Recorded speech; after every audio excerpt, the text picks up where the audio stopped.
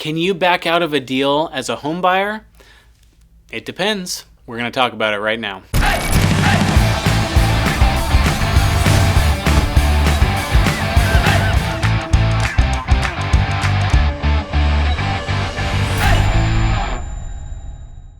So the question is, you're under contract to buy a home, can you back out? Well, the answer really is it depends. It depends on where you're at in that transaction. Now, we're going to take a standard transaction as our example to help answer this question. In a standard transaction, especially where I practice in Washington State, you're going to have several different contingencies or ejection points or outs of your deal that you could exercise in order to back out of your deal without penalty. The most common would be your home inspection contingency. You have the opportunity to have a period of time to inspect the house while you're under contract. If you don't like what you see, you could back out and not have a penalty. In Washington State, there are also a couple of other contingencies that are very common. You have 3 days to review the seller disclosure statement.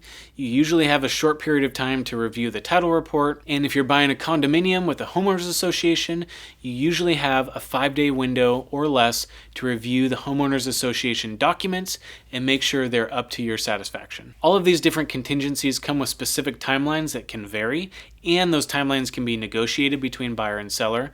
So the answer of it depends really does depend on where you are in that transaction and within those timelines. But the short answer is yes, you can back out as long as you're using one of those contingencies and you're still within the timelines specified in that contingency. Now, if your timelines have expired or you don't have those contingencies in place, you can back out, but there's a penalty. In most cases, that penalty is forfeiture of earnest money. Earnest money is this deposit that you've put out in good faith that says, yes, I want to buy this home, and here's the skin in the game I have. If I default, Mr. Seller, Mrs. Seller, you get to keep this money. So backing out without a contingency in place is called default of contract, and that's the penalty, is that you've offered up this amount of earnest money that the seller gets to keep. Forfeiting earnest money gets into a really difficult and confusing and complicated explanation and discussion. So don't be that buyer that's going to give up their earnest money. Make sure you have those contingencies in place. And if you're choosing to waive any of those contingencies, just know the implications if something were to go wrong and you had to back out, that the penalty would be giving up that amount of money. I hope you found this helpful.